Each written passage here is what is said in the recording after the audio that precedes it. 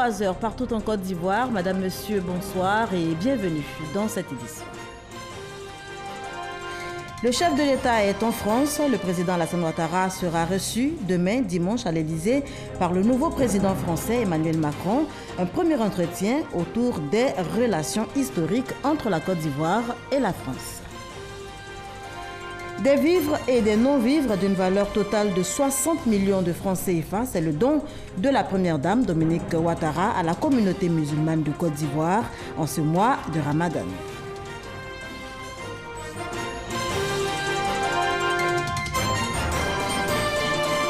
Il sera également question dans ce journal du meeting géant tenu à Yamoussoukro autour de la paix et de la cohésion sociale. Meeting organisé par le PDCI RDA en soutien aux actions du président Alassane Ouattara. Le vice-président de la République était de la partie. Et je vous le disais tantôt, le chef de l'État est en France. Le président Alassane Ouattara sera reçu demain dimanche à l'Élysée par le nouveau président français Emmanuel Macron autour de la question, autour donc de ce premier entretien officiel entre les deux hommes, les relations historiques entre la Côte d'Ivoire et la France. On voit tout de suite les enjeux de cette rencontre avec Mahama Traoré et Abiba Dombele Saoué. À l'Élysée, les présidents se succèdent, mais tous semblent garder la volonté d'intensifier les relations entre la France et la Côte d'Ivoire. Tout le sens de la rencontre prévue ce dimanche entre le nouveau président français Emmanuel Macron et son homologue ivoirien, le président Alassane Ouattara. Symbole pour symbole, le chef de l'État ivoirien sera le premier dirigeant africain à être reçu à l'Élysée par le président Emmanuel Macron depuis sa prise de fonction le 14 mai dernier. Loin d'être fortuit, le choix du président français d'échanger avec son homologue ivoirien a toute sa raison d'être. La Côte d'Ivoire étant le premier partenaire commercial de la France dans la zone franc CFA et le troisième en Afrique subsaharienne derrière l'Afrique du Sud et le Nigeria. La France, quant à elle, se positionne comme le deuxième partenaire commercial de la Côte d'Ivoire derrière le Nigeria. Sur le plan économique, la Côte d'Ivoire représente la plus forte implantation d'entreprises françaises en Afrique subsaharienne. 140 filiales françaises opèrent en Côte d'Ivoire avec plus de 40 000 employés. Ces lourds intérêts économiques justifient l'appui au développement que la France fournit à la Côte d'Ivoire, notamment à travers le C2D, le contrat de désendettement et de développement. Un mécanisme de refinancement par don des échéances de dettes dues à la France. Ces dons servent à financer des projets structurants dans les domaines jugés prioritaires, tels les infrastructures, l'éducation et la santé. À ce jour, le volume cumulé des deux contrats signés s'élève à plus de 1151 milliards de francs CFA. Comme bien d'autres appuis financiers, cet investissement fait de la France le premier bailleur bilatéral de la Côte d'Ivoire. S'il s'agira de renforcer la coopération, ce premier entretien officiel entre Emmanuel Macron et Alassane Ouattara évoquera probablement les questions liées à la lutte contre le terrorisme et la migration clandestine, tout comme deux événements majeurs qui se tiendront à Abidjan cette année, à savoir les 8e Jeux de la francophonie et le sommet Europe-Afrique. Ils se tiendront respectivement au mois de juillet et de novembre prochains. Voilà, première rencontre officielle donc demain dimanche entre le président Alassane Ouattara et le nouveau président français Emmanuel Macron. Il sera question, vous l'avez compris, des relations historiques entre la Côte d'Ivoire et la France. Le vice-président de la République est rentré hier de Bruxelles où il prenait part aux Journées européennes du développement. Sur place, Daniel Kablan-Duncan a multiplié les audiences avec les chefs d'État, notamment les présidents sénégalais et rwandais. Il a aussi rencontré des investisseurs avec qui il a parlé de la destination Côte d'Ivoire. Deux chefs d'État dans l'agenda du vice-président ivoirien pendant son séjour à Bruxelles. Daniel Kablan-Duncan a rencontré le président sénégalais Macky Sall et celui du Rwanda Paul Kagame. Civilité sans doute, mais aussi des discussions sur des sujets d'intérêt commun. En tout cas, rien n'a filtré lors de ces deux rencontres. À noter l'audience du vice-président ivoirien accordée au secrétaire général des ACP. Son Excellence Dr Patrick Gomes et Daniel Kablan-Duncan ont certainement échangé sur l'accord de Paris relatif au changement climatique. En effet, le 2 juin 2017 à Bruxelles, L'Union européenne et le groupe des États ACP qui représentent les pays en développement d'Afrique, des Caraïbes et du Pacifique ont réaffirmé leur engagement à mettre pleinement en œuvre l'accord de Paris. Les ACP et l'Union européenne ont appelé la communauté internationale à maintenir la dynamique enclenchée à Paris pour mener des actions ambitieuses. La dernière rencontre a été celle avec l'administrateur de la CIAT. Pierre-Aliste Van den Beek intervient dans le palmier à huile, l'élevage bovin et dans l'évéaculture. En Côte d'Ivoire, nous avons deux sociétés, la société Hévéicole de Cavali et la société Hévéicole de Pricro. Les cours ont été mauvais depuis 3-4 ans, ce qui fait que les résultats du groupe ne sont pas bons. Nous avons demandé à l'époque une convention douanière et fiscale. Et maintenant, monsieur le vice-président, il vient de donner instruction à la CPCI de s'en occuper. En marge des audiences, le vice-président ivoirien a accordé des interviews aux chaînes de télévision Euronews et CNBC Africa pour présenter la vision du président Alassane Ouattara en termes de politique de développement pour la Côte d'Ivoire. Voilà, Victorien Angoua était l'envoyé spécial de la RTI en Belgique. Des vivres et des non-vivres d'une valeur totale de 60 millions de francs CFA, c'est le don de la première dame Dominique Ouattara à la communauté musulmane de Côte d'Ivoire qui a entamé le mois de Ramadan il y a maintenant 15 jours. Jérôme Kofi Abola. 45 tonnes de riz, 30 tonnes de sucre, 1000 sachets de pâtes alimentaires, 200 cartons de lait et des nattes de prière. Telle est la substance des dons offerts par la première dame Dominique Ouattara à la communauté musulmane de Côte d'Ivoire. Un geste devenu une tradition à chaque mois de Ramadan, quand on sait que ce mois de jeûne musulman recommande la bienfaisance à l'égard d'autrui. La première dame Dominique Ouattara pose ainsi un acte de foi, selon le porte-parole des bénéficiaires. Je voudrais, au nom de toute la communauté musulmane, lui exprimer toute notre gratitude, lui dire merci. Nous ne cesserons de le dire, car nous voyons à travers la Côte d'Ivoire tout ce qu'elle fait. Et tout ce qu'elle fait prend appui dans sa foi. Cette foi-là en Dieu qui nous incite à partager, qui nous invite à partager. Donc nous lui disons merci, grandement merci, que Dieu la bénisse davantage et que Dieu la gratifie de ses grâces, elle et son époux. Coût global du don, 60 millions de francs CFA. Selon Nadine Sangaré, représentant la donatrice, ces vivres et non-vivres sont entre autres destinés aux guides religieux et aux associations islamiques. Une façon de les assister en ce mois béni. Comme chaque année, pendant le mois de Ramadan, la première dame s'associe pleinement aux musulmans. En ce mois sacré de pénitence et de prière, sa solidarité et son soutien sont les manifestations de sa foi. Chères sœurs, chers frères, Madame Dominique Ouattara souhaite que ces dons vous permettent de continuer en toute tranquillité ce mois de Ramadan. Elle vous invite à l'union dans la prière pour la paix dans notre pays. Chers guides religieux, vous êtes nos guides pour nous rappeler le message d'amour et de partage, et de pardon et de miséricorde envers notre prochain. Débuté le 27 mai dernier, le Ramadan 2017, comme à l'accoutumée, durera un mois. Il vise à accroître la foi du croyant musulman et le rapprocher ainsi de Dieu. Voilà, 15 jours donc que la communauté musulmane a entamé le jeûne du Ramadan, une période de privation qui laisse souvent place aux excès, surtout au moment de la rupture. On mange trop sucré, on mange gras et après, bonjour les dégâts. Comment éviter cela? Quelle alimentation pendant la période du Ramadan? Élément de réponse dans ce dossier proposé par Ami Sissoko.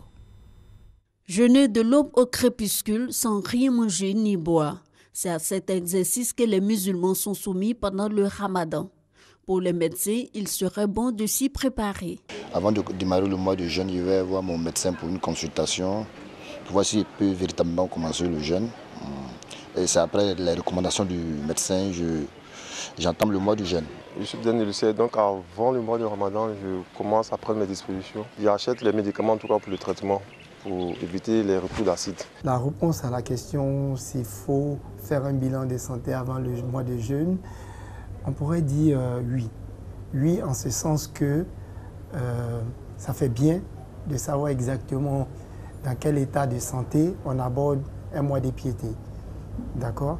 Mais en même temps, pour ceux qui initialement connaissaient leur état de santé, cela n'est pas forcément une recommandation majeure. En plus de la préparation physique, l'accomplissement du jeûne nécessite une préparation spirituelle et morale.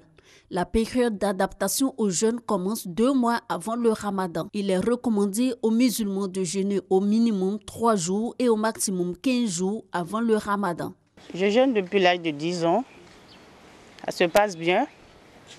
Et je n'ai pas de problème à ce niveau. Dans le mois de Chaban, les lundis et les jeudis, je jeûne. Pour que quand le mois de Ramadan va approcher, ce soit facile pour moi, sans problème. Parce que moi-même, quand je jeûne, c'est comme si c'était un jeu pour moi. Ça commence depuis le mois de Chaban, depuis le mois de Rajab d'ailleurs. C'est comme une formation lorsqu'on va peut-être jouer une compétition.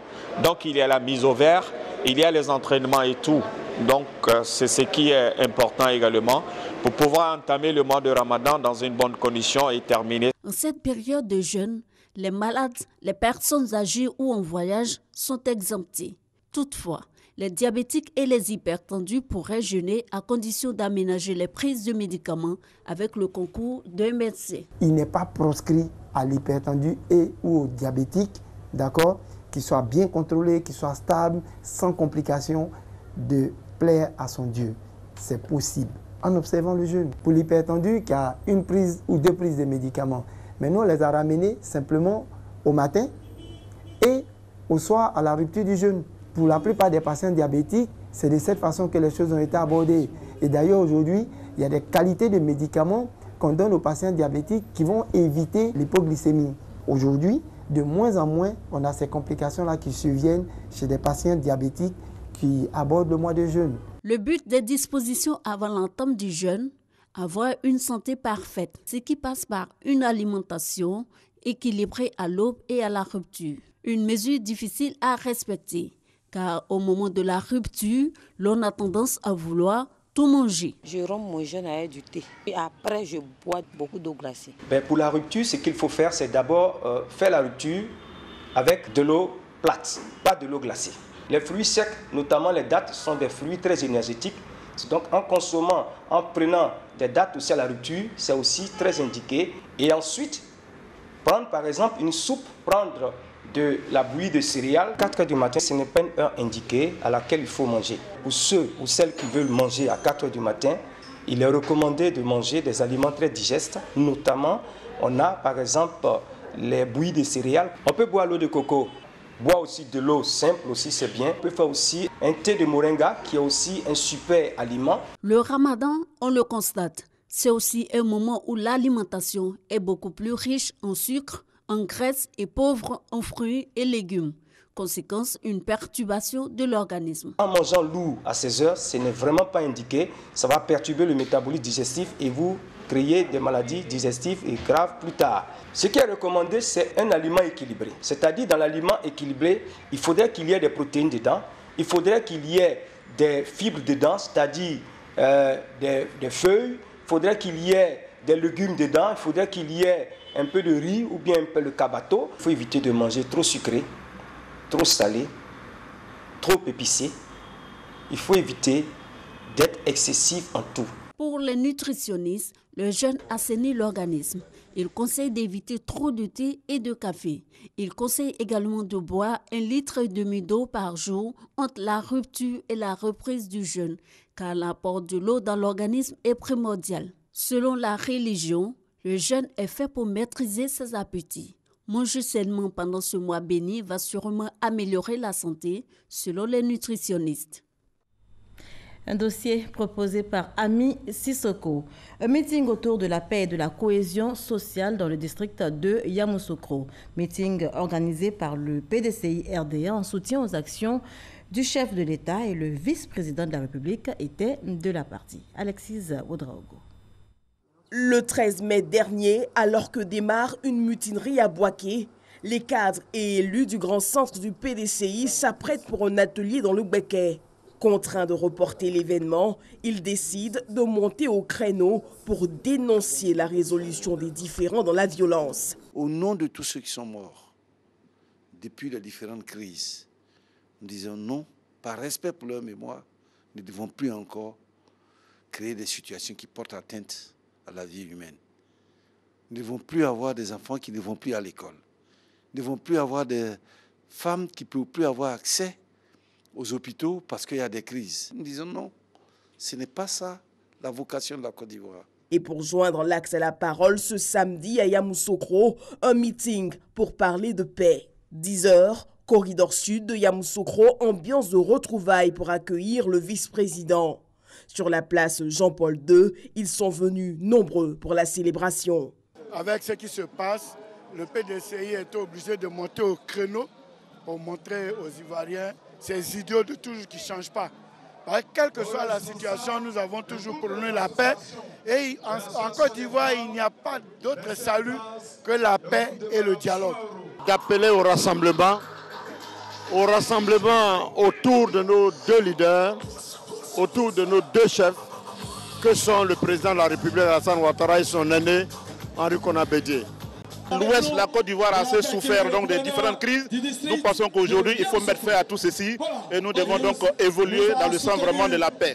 Acte fort salué, le message de la reine des Baoulés qui appelle à sortir de la spirale de violence. Arrêtons cette course effrénée et prématurée pour le pouvoir qui peut conduire à tout et nous faire perdre tout, à commencer par la paix. Le président de la République que les Ivoiriens ont voté massivement en octobre 2015 est à la tâche et son mandat ne prend fin qu'en 2020. Pour l'heure, son poste n'est pas en jeu. Le vice-président saluant cette initiative qui appuie les actions de paix et de développement du président Alassane Ouattara et son aîné Henri Konan Bédié a lancé lui aussi un message aux hommes en armes. Vous êtes des soldats au service de la Côte d'Ivoire et de la population ivoirienne. Votre mission républicaine est de sécuriser et de rassurer les populations. Vous devez donc contribuer à consolider les bases de notre nation. Il a dit des mots d'espoir pour la Côte d'Ivoire. Ces soubresauts ne sauraient entacher ni freiner la forte dynamique de paix, de développement et de progrès porté par le président de la République, son Excellence M.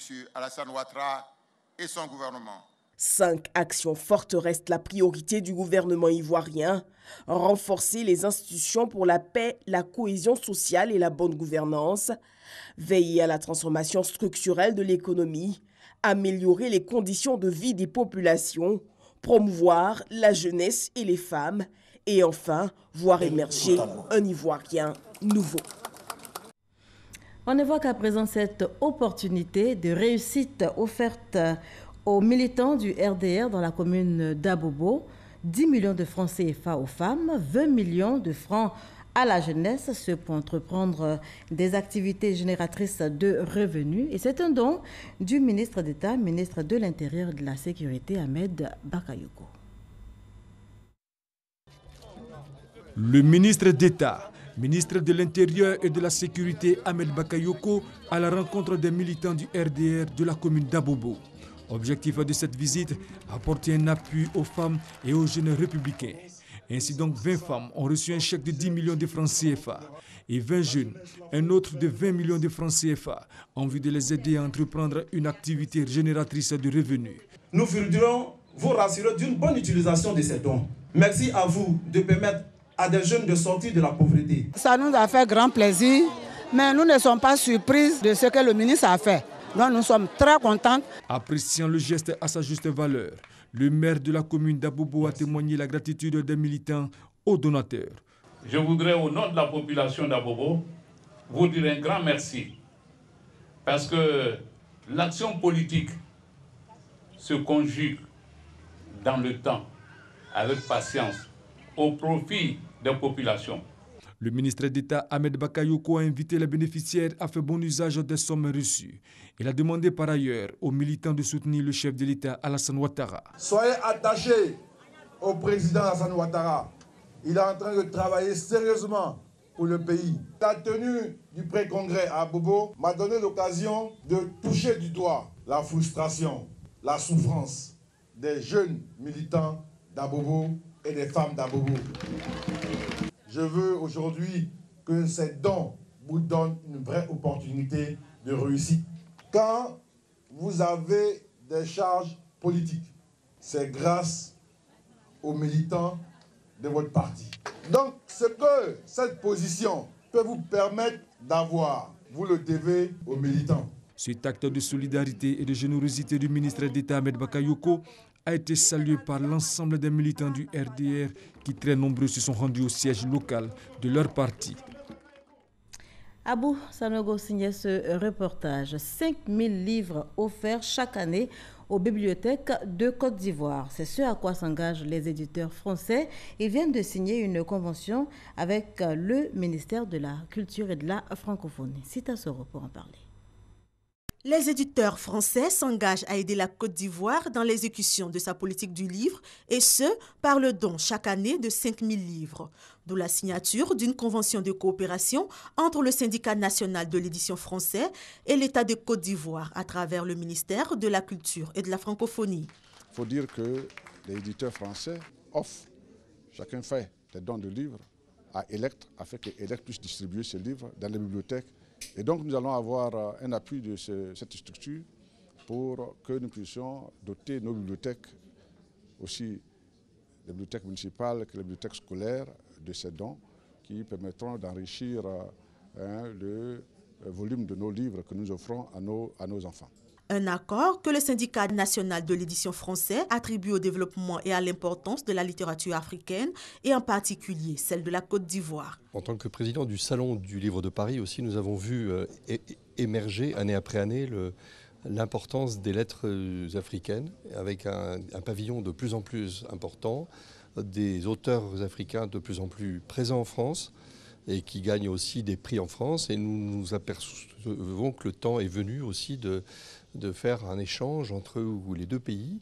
Et c'est à l'unanimité que les éditeurs français ont décidé de faire ce don de livres chaque année au profit des bibliothèques en Côte d'Ivoire. Les éditeurs ivoiriens saluent l'initiative et marquent leur souhait de voir des œuvres ivoiriennes de plus en plus dans les bibliothèques françaises. Au-delà de cet accord, le ministre Maurice Kwaku Bondama a manifesté son désir de l'ouverture d'un pavillon des éditeurs français au pavillon des lettres d'Afrique, dont la première édition aura lieu en Côte d'Ivoire. Les Jeux de la francophonie approchent à grands pas. En prélude à l'événement, le ministre en charge de ces 8e Jeux a lancé la première édition du Jeu de l'Awalé d'Abidjan. Le ministre Begré Mombé qui veut inscrire les Jeux de l'Awalé aux disciplines officielles des prochaines éditions des Jeux de la francophonie. On voit tout ça avec Isaïo.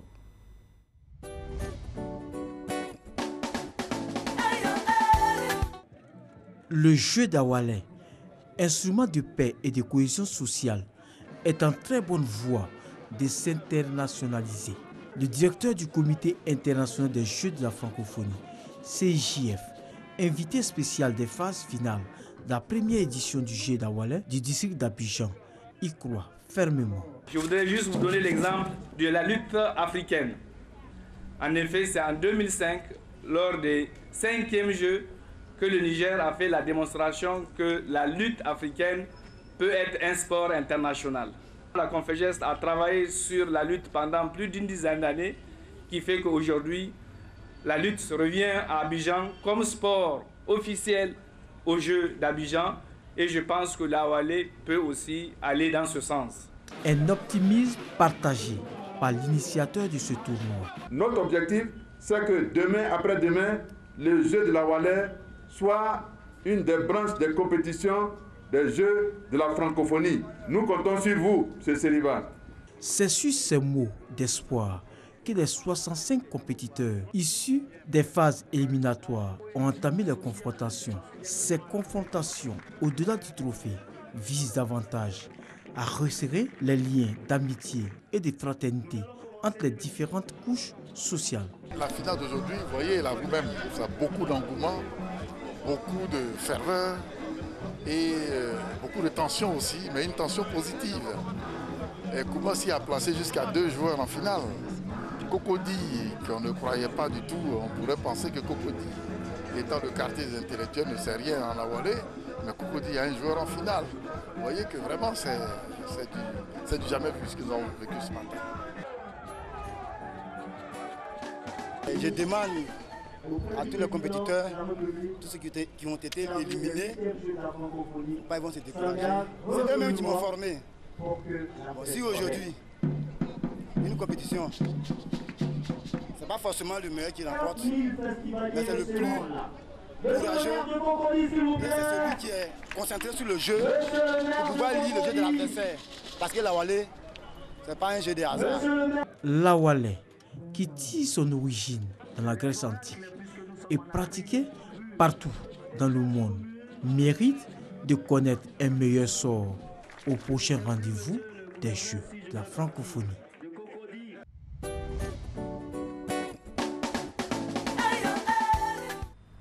Et on parle sport à présent, éliminatoire CAN Cameroun 2019. La Côte d'Ivoire était ce soir face à la Guinée.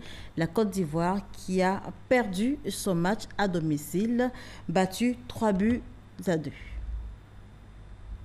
Les éléphants de Côte d'Ivoire et le Sili national de Guinée ont très bien négocié la première mi-temps.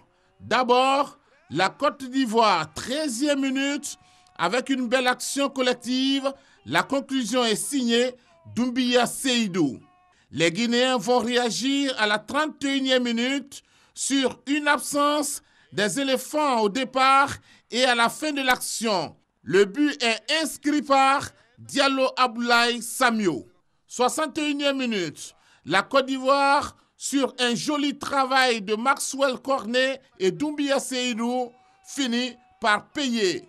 Doumbia marque ainsi son 2e but.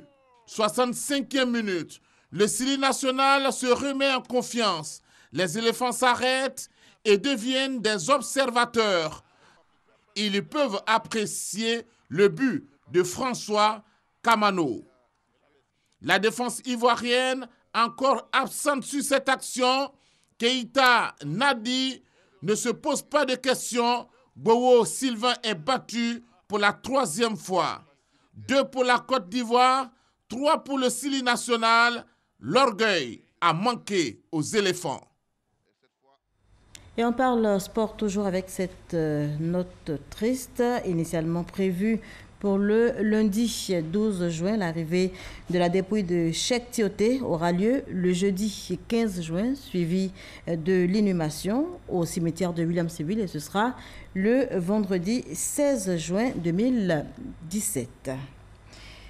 En Afrique du Sud, 9 personnes ont trouvé la mort dans des incendies qui ravagent depuis quelques jours maintenant la province sud-africaine du Cap occidental. Jusqu'à 10 000 personnes ont été évacuées de leur maison alors que les feux continuaient à ravager la région jeudi. Et puis cette information pour terminer, le chef de l'État est en France. Le président Alassane Ouattara sera reçu demain, dimanche, à l'Élysée par le nouveau président français Emmanuel Macron. Un premier entretien officiel qui sera axé sur les relations historiques qui existent entre la Côte d'Ivoire et la France. Merci de nous avoir suivis. Je vous retrouve demain, même heure.